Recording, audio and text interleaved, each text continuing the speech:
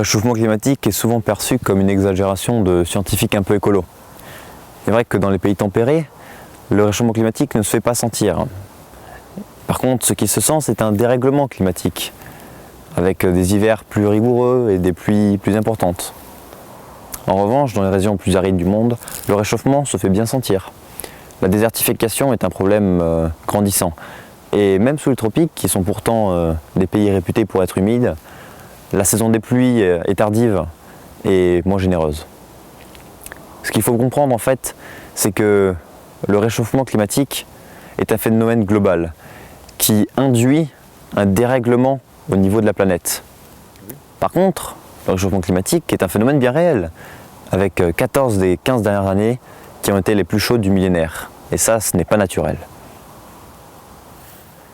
En 1988, à la requête du G7, l'ONU crée le GIEC, qui comptait plus de 2500 scientifiques venant de 130 pays différents lors de son 4e rapport en 2007.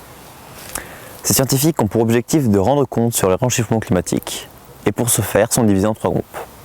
Le premier travaille sur les principes physiques scientifiques du réchauffement climatique. Le deuxième sur l'impact, la vulnérabilité et l'adaptation du système socio-économique et du système environnemental face au réchauffement climatique. Et le dernier travaille sur les solutions contre ce réchauffement climatique. Ces chercheurs en sont venus à la conclusion qu'il y avait plus de 95% de chances que le réchauffement climatique soit dû directement aux activités humaines. Ces scientifiques ont aussi prouvé quelle était la part de l'homme dans le réchauffement climatique. Ce sont les gaz à effet de serre. Il faut savoir que ces gaz à effet de serre sont présents naturellement dans l'atmosphère et que c'est même sans aucun doute grâce à eux que la vie est possible sur Terre. Ces gaz, comme le dioxyde de carbone, le méthane ou le protoxyde d'azote, captent une partie du rayonnement que la Terre renvoie vers l'espace.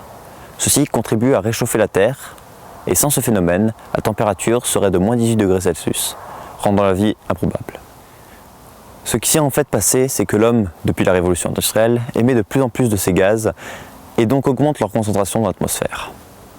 Nous avons ainsi émis plus de 2600 gigatonnes de CO2 dans l'atmosphère depuis 1750 et environ 800 gigatonnes y sont restées, sachant que la durée de vie du CO2 est de 100 ans.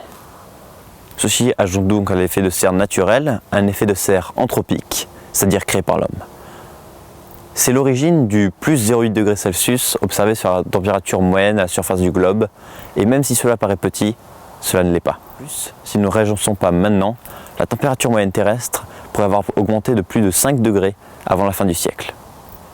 Pour vous donner un ordre d'idée, 5 degrés, c'est la différence de température entre aujourd'hui et la dernière ère glaciaire, il y a 20 000 ans. Donc, si la Terre venait à se réchauffer d'autant dans le prochain siècle que dans les 20 000 dernières années, il est logique de penser que nous rencontrerons des problèmes bien plus sérieux que jamais auparavant.